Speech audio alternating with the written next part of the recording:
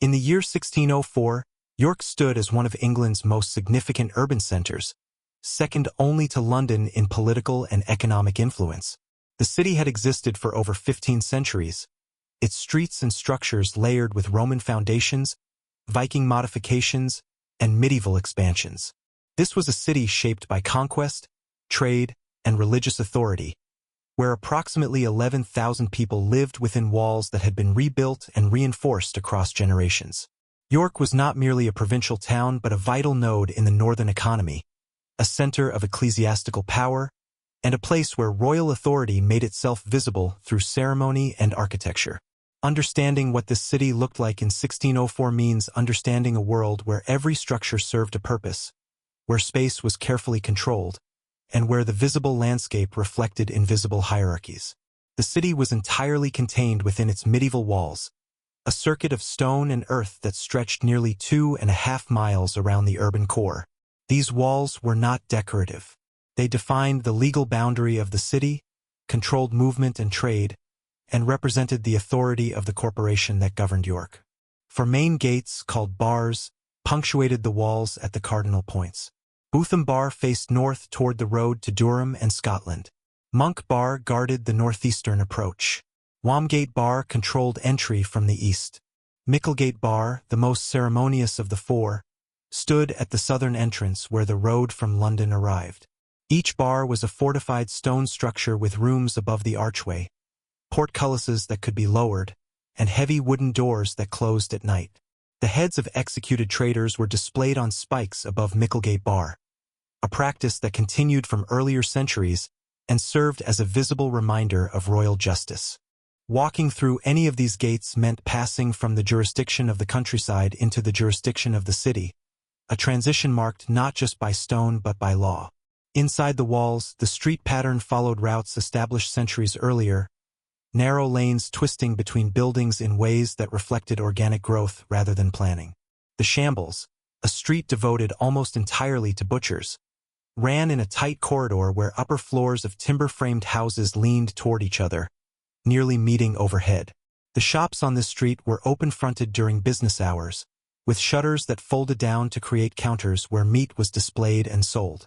Blood and waste ran in channels along the center of the street, draining toward the river.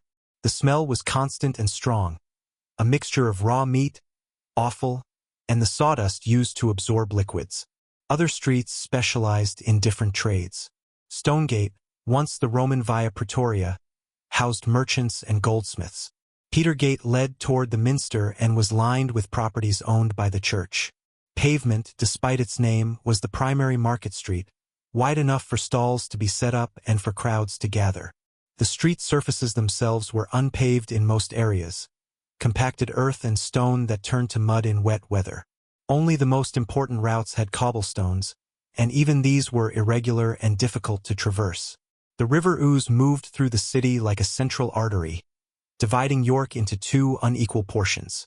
The larger section, on the northeast bank, contained the Minster and most of the commercial district. The smaller section, across the water, held the area known as Micklegate Ward, which included properties of the wealthier merchants and access to the main southern road. Two bridges connected these halves. Ouse Bridge was the older and more significant of the two, a stone structure that supported not just traffic but buildings along its length. Houses and shops rose from the bridge itself, their foundations resting on the stonework, their walls forming a continuous row above the water. Living on the bridge was a mark of commercial success, as the location guaranteed visibility and access to everyone entering the city from the south. The bridge also contained a chapel, small and dark, dedicated to St. William. The river beneath was tidal, its level rising and falling with the influence of the North Sea miles downstream. At low tide, mud banks appeared along the edges, revealing debris and waste. At high tide, the water reached nearly to the base of the bridge arches, brown and slow-moving. The most dominant structure in York was the Minster, the Cathedral Church of St. Peter, which had been under construction or renovation in some form for centuries. By 1604, it was largely complete, though repairs and modifications continued. The building was vast, constructed from pale limestone that lightened or darkened depending on the weather. The central tower rose 200 feet above the surrounding rooftops, visible from miles outside the city. The western facade featured 2 towers and an enormous window filled with stained glass, the largest expanse of medieval glass in England. Inside, the nave stretched more than 500 feet, its ceiling supported by pillars that directed the eye upward. The floor was paved with stone memorials marking the graves of archbishops, nobility, and wealthy donors. Light entered through hundreds of windows, filtered through colored glass that depicted saints, kings, and biblical scenes. The air inside was cold even in summer, and sound behaved strangely in the vast space, voices and footsteps echoing in ways that gave every movement a weight it lacked outside. Services were conducted in English now, following the reforms of the previous century, though the building itself remained a monument to an older form of worship. Surrounding the minster was the Liberty, an area of land governed by the church rather than the city corporation. This created a jurisdictional patchwork where different laws applied depending on which side of an invisible boundary one stood. The Liberty included housing for the minster clergy, gardens, stables, and workshops that served the cathedral's needs. The houses here were built from stone rather than timber, a reflection of the church's wealth and permanence. The streets were quieter than those in the commercial center, as the clergy and their servants moved with a different rhythm than the merchants and laborers elsewhere in the city. Beyond the minster, the parish churches provided the most visible markers of community structure. York contained over 40 parish churches in 1604, far more than a city of its size would build today. Each served a small geographic area, sometimes only a few streets, and each represented the religious and social center for the families who lived within its boundaries. These churches varied in size and wealth, but nearly all followed the same basic form. A stone tower, a nave with wooden pews or benches, a chancel where the altar stood, and a churchyard for burials. The churchyards were crowded, graves dug and reused as space allowed. The walls of the churches displayed monuments to wealthy parishioners, carved stone tablets that recorded names, dates, and family connections. Services occurred multiple times each week, and attendance was not optional.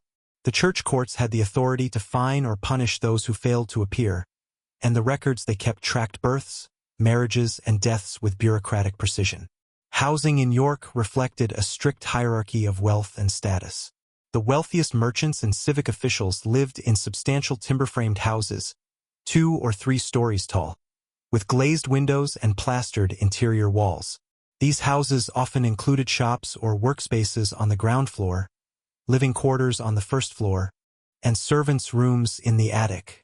The timber frames were filled with wattle and daub, a mixture of woven sticks and mud that provided insulation but required constant maintenance. Roofs were covered with clay tiles or thatch, though thatch was becoming less common due to fire risk. The poorest residents lived in subdivided buildings where single rooms housed entire families, or in cottages built against the city walls where rent was cheapest. These structures had no chimneys, only holes in the roof to vent smoke from cooking fires.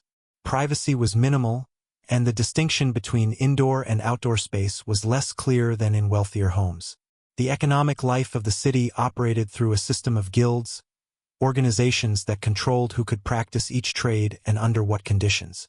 The guilds set prices, regulated quality, and provided social support for their members. They also organized the annual mystery plays, performances of biblical stories that took place on wagons moved through the streets during the Feast of Corpus Christi. In 1604, these plays were no longer performed, having been suppressed decades earlier as part of the religious reforms that reshaped English worship. The guild halls remained, however, large buildings where members gathered for meetings, feasts, and the resolution of disputes. The Merchant Adventurers Hall, one of the finest, stood near the river, a timber-frame structure with a great hall on the upper floor and a hospital for poor guild members below. Markets occurred throughout the week in designated areas, with Thursday and Saturday being the primary market days. Farmers from the surrounding countryside brought grain, vegetables, livestock, and dairy products through the gates, paying tolls to the city for the right to sell. The market cross stood in pavement, a stone structure that served as both a gathering point and a symbol of civic authority. Around it, stalls were erected in rows, each type of goods assigned to a specific location. Bread sellers, fish sellers, cloth merchants, and pottery vendors each had their designated spaces. Enforcement of market regulations was strict, with city officials inspecting weights, measures, and the quality of goods. Cheating was punished publicly, often at the market cross itself, where offenders might be locked in the pillory or forced to make restitution. The population of York in 1604 was not stable. Disease, particularly plague, swept through periodically, killing hundreds or thousands depending on the severity of the outbreak. The most recent serious outbreak had occurred in 1604 itself, though the mortality was not as catastrophic as in earlier centuries. The city maintained a pest house outside the walls where the infected were isolated, and during outbreaks, certain streets or parishes were quarantined. The dead were buried quickly, often in mass graves dug in churchyards.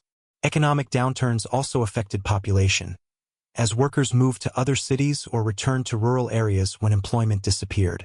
York's economy was shifting away from its medieval base in textile production toward a greater emphasis on administration, law, and services for the surrounding region. This transition created instability for those whose livelihoods depended on older industries.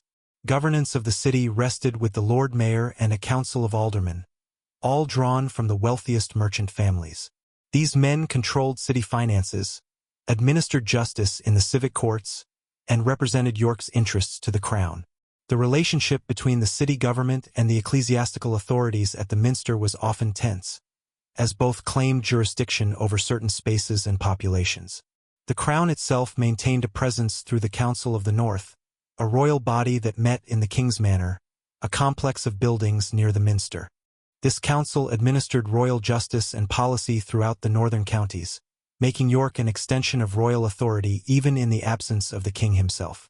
The daily life of ordinary residents unfolded within these structures of power and space. Work began at dawn and continued until dusk, with breaks determined by the rhythm of church bells. Most labor was physical, whether in workshops, markets, or the homes of the wealthy. Women worked alongside men in many trades, though their roles were often informal and less compensated. Children began working young, learning trades through apprenticeship or contributing to household economies through simple tasks. Education was available primarily through the Minster Song School and the Grammar School of St. Peter, both institutions that served boys from families who could afford to forego their labor. Literacy was not widespread, but it was common enough among merchants, clergy, and civic officials that written records accumulated steadily. York in 1604 was a city balanced between its medieval past and an uncertain future. The Reformation had transformed its religious life without erasing the physical evidence of earlier beliefs. The economic changes of the period were creating new forms of wealth and leaving others behind. The walls that defined the city were already beginning to seem less necessary, though they would stand for centuries more. What remains now are fragments. The minster still standing, some streets still following their old paths, the bars still marking the old entrances. The voices, the smells, the particular quality of light on those streets, the weight of the air inside the cathedral, the sound of the river against stone, all of this is gone. We build it again in imagination, trying to see what those who lived it saw, trying to walk streets that exist now only in records and in reconstructions like this one. If you've thought about what it would mean to stand in that city, in that year, or if you have questions about what life was like in places like this, leave a comment below.